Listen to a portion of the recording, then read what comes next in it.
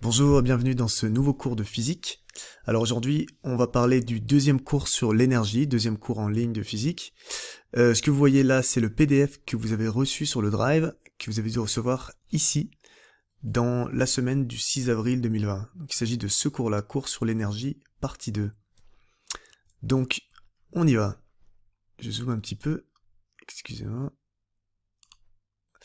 Alors, on commence par parler du travail d'une force. La définition du travail d'une force que je vous ai donnée, c'est que le travail d'une force qu'on écrit comme ça, WF, W pour work en anglais, F pour force, c'est une grandeur qui modélise les échanges d'énergie. Il est toujours proportionnel à la longueur du déplacement et à l'intensité de la force appliquée. Quand vous déplacez un objet, vous appliquez une force à cet objet et le travail, ça va être cette force multipliée par la longueur de déplacement.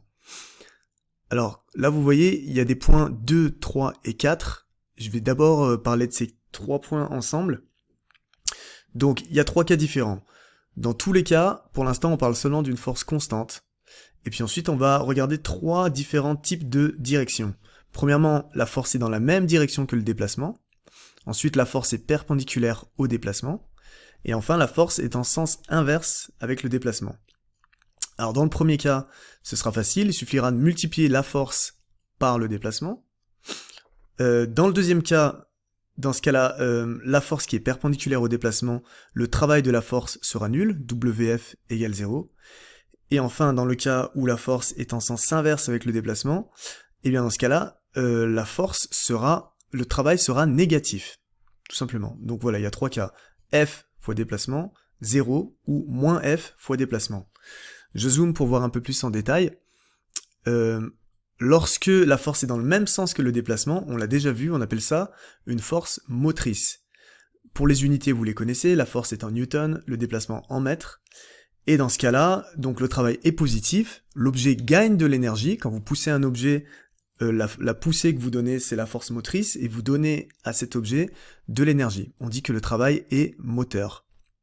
Deuxième cas, si la force est perpendiculaire au mouvement, par exemple la force du poids, qui est toujours vers le bas, elle est perpendiculaire à un déplacement horizontal, dans ce cas-là, la force ne travaille pas, tout simplement. On dit que le travail de la force est nul, et la force n'intervient pas sur le mouvement, on l'avait déjà vu un peu avec les cours sur la dynamique.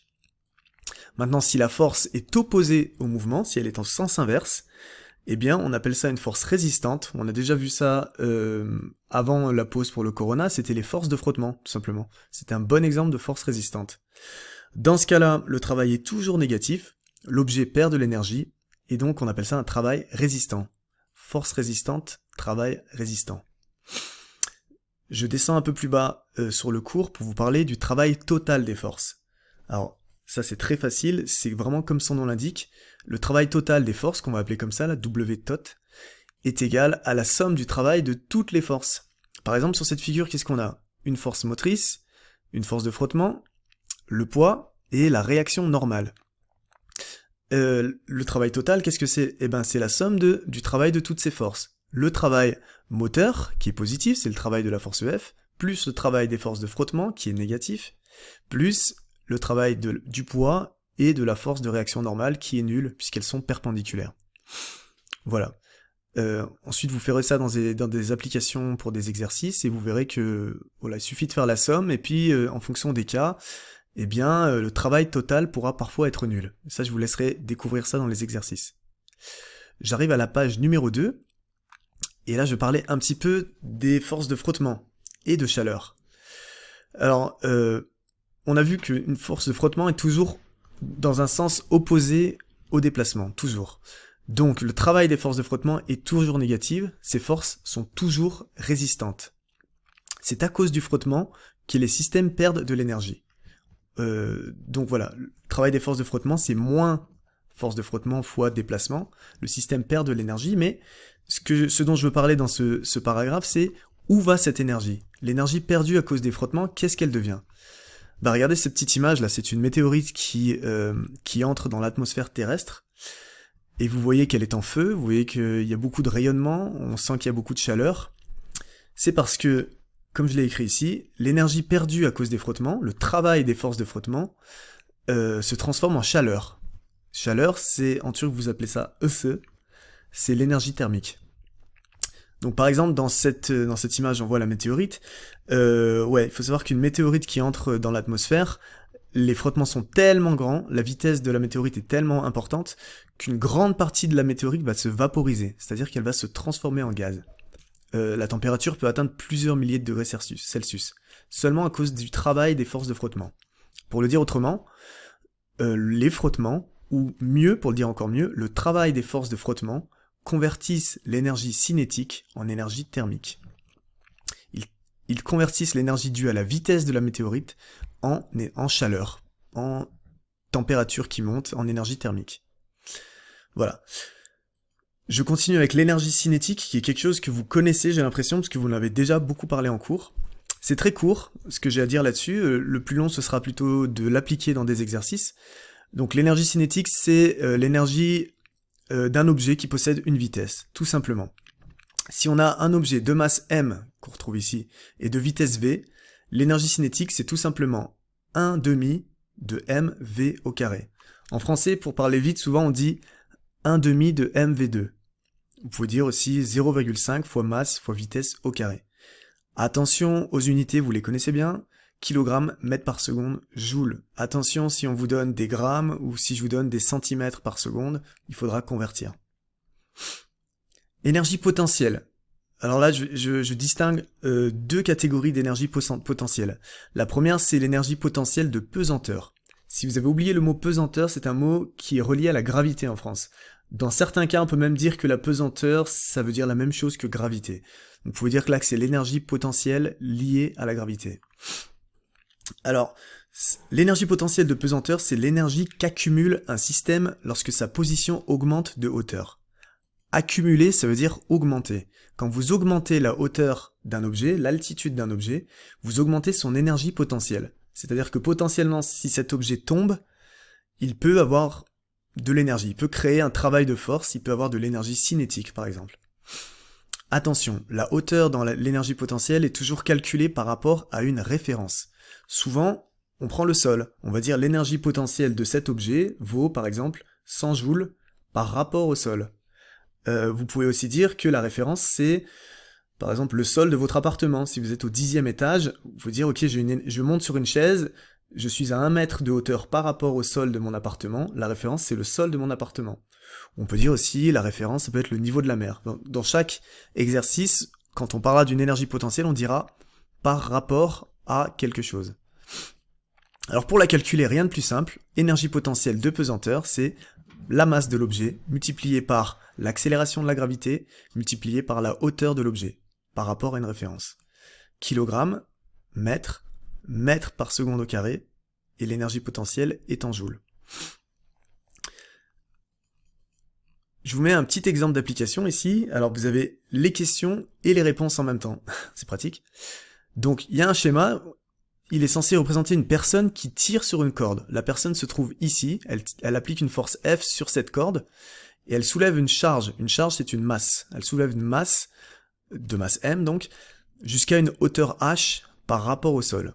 Grâce à une poulie en turc c'est makara, donc c'est cet objet-là qui permet de dévier la force.